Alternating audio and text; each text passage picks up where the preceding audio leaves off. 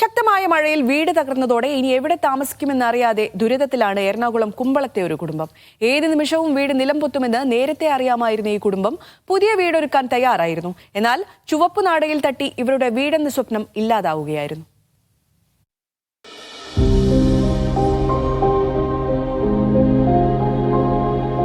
കഴിഞ്ഞ ദിവസം പെയ്ത ശക്തമായ മഴയിൽ തകർന്നതാണ് കുമ്പളം സ്വദേശി ബൈജുവിന്റെ വീട്.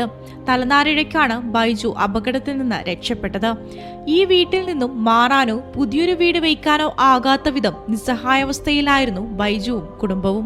അപ്പം ഞാൻ വർഷങ്ങളായിട്ട് വീട് വയ്ക്കാനായിട്ട് നടക്കുന്നുണ്ട്. പക്ഷേ ഓരോ കാര്യങ്ങളും പറഞ്ഞ് നിഷേധിക്കുകയാണ്. ഇപ്പം എൻ്റെ ഇഷ്ടപ്രകാരം ഇത് പൊളിച്ചു പണിയാന്ന് വെച്ചാൽ പെർമിറ്റും തരില്ല. ഇത് ഞങ്ങൾ രേഖയുള്ള ഭൂമി തന്നെയാണ്. ഈ ഭൂമി വെച്ചിട്ട് ഞാൻ ലോൺ കൊടുത്തിട്ടുണ്ട്. എന്നിട്ട് എല്ലാം കാണിച്ച് എല്ലാം കൊടുത്തിട്ടും ഒരേ കാരണം പറഞ്ഞ് ഞങ്ങളെ മടക്കി വിടുകയാണ്. മഴ ശക്തമായതോടെ ഭാര്യയെയും മക്കളെയും പ്രായമായ അമ്മയെയും ബന്ധുവീട്ടിലേക്ക് മാറ്റിയിരുന്നു. ബാക്കി കാര്യങ്ങൾ വിധിക്ക് വിട്ടുകൊടുത്ത് ബൈജു ഇവിടെ തുടരുമ്പോഴാണ് അപകടം സംഭവിച്ചത്.